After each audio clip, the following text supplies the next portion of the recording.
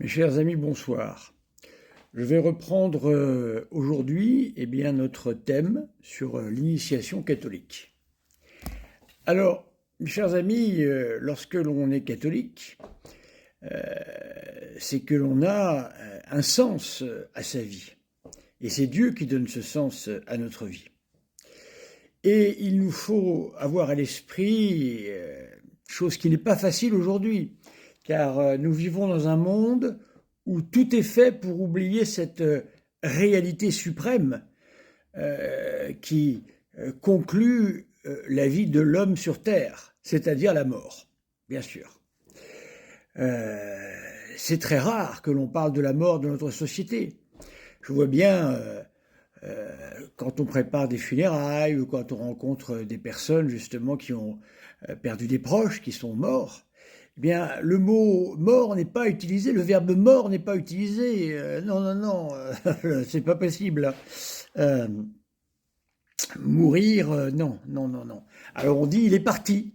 Voilà, il est parti, il n'est plus là. Voilà, où est-il, on ne sait pas. Eh bien, justement, lorsque l'on est catholique, on doit savoir et on sait. On sait pourquoi. Eh bien, on sait parce que c'est le Seigneur lui-même qui nous a enseigné à travers son Église ce qui arrivait à l'homme, justement, dans le moment ultime de sa vie, qu'est la mort. Alors je vais parler un peu de ça, parce que je pense que c'est important de prendre aujourd'hui à contre-pied les thèmes actuels, voyez-vous. Tous ceux dont on a du mal à parler, il faut absolument en parler, et c'est peut-être la priorité. Voyez-vous, on parle de tout sauf de ça aujourd'hui.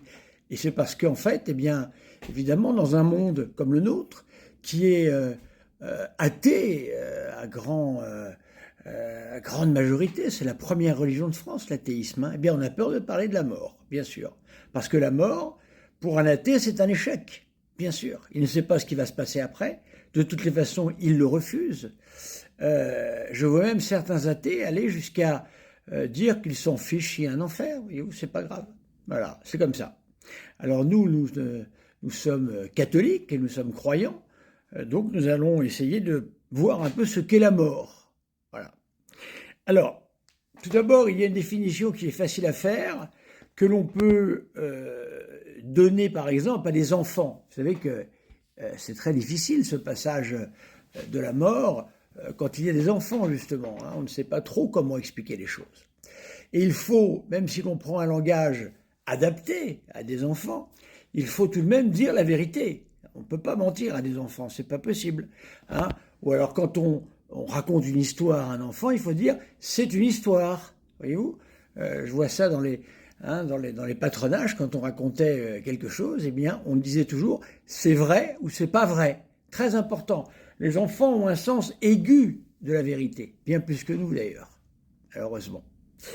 Alors donc, la mort, c'est la séparation de ce qui constitue un homme, car la particularité d'un homme, contrairement aux anges, par exemple, c'est que nous sommes constitués d'un corps et d'une âme. Voilà. Alors, nous rentrerons dans les détails de savoir ce qu'est précisément tout ça, mais nous sommes constitués d'un corps et d'une âme. Ainsi, la mort, c'est le moment voulu par Dieu où notre âme, va se séparer de son corps terrestre. Voilà. Qui, lui, va retourner à la poussière, selon cette expression biblique tout à fait pénétrante pour les âmes. Alors, cette séparation se produit lorsque le corps devient impropre aux fonctions organiques. La mort est mystérieuse. Il y a des gens qui vont mourir à 115 ans alors qu'ils ont eu une vie pas très régulière quant à la santé. Et vous avez des gens qui vont mourir très jeunes sans savoir pourquoi alors qu'ils étaient très sportifs. Voyez-vous, c'est comme ça. Parce qu'il y a un temps que l'on ne connaît pas et ce temps, seul Dieu le connaît. Et ce moment vient lorsque notre corps,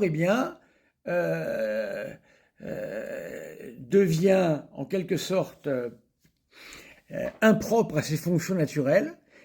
À ce moment-là, le corps se désagrège, ça veut dire que un phénomène de putréfaction va commencer à arriver. Pourquoi? C'est très intéressant ça, parce que c'est une preuve de l'existence de l'âme. Lorsque l'âme est présente, c'est l'âme qui maintient l'unité du corps. Voilà. Et à partir du moment où l'âme n'est plus là, eh bien le corps se disjoint, bien sûr. Et c'est ça que l'on appelle la mort.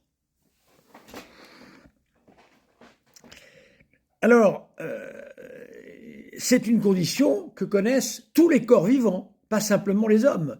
Nous avons une particularité, c'est que nous avons une âme immortelle.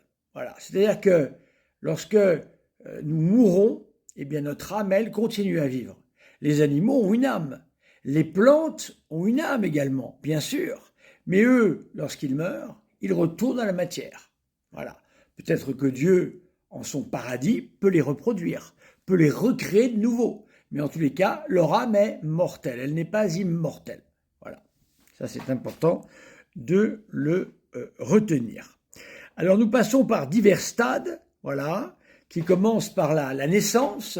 La naissance, en fin de compte, c'est le moment où l'âme est infusée dans le corps de la maman.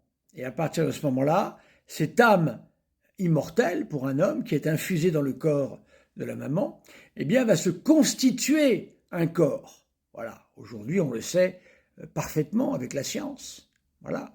Je rappelle toujours, c'est très important, mes amis, ne vous lancez jamais dans une discussion sur la Bible, la Sainte Écriture, où vous voulez démontrer que la Sainte Écriture, eh bien, parle de science. Pas du tout. Hein. Celui qui écrit le livre biblique est toujours tributaire de la science de son époque. Il faut le retenir. Voilà.